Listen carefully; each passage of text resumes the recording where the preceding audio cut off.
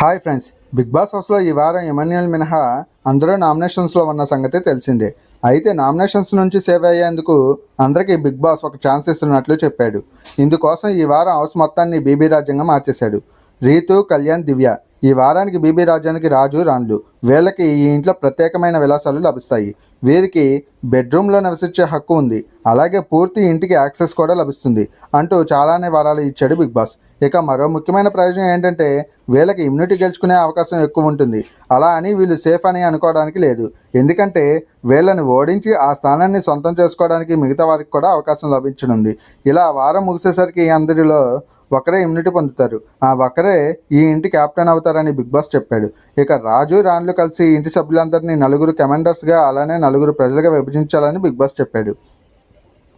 కమాండర్స్కి కూడా కొన్ని ప్రయోజనాలు ఉన్నాయి, వారికి కూడా ఇమ్యూనిటీ పొందే అవకాశం ఉంది.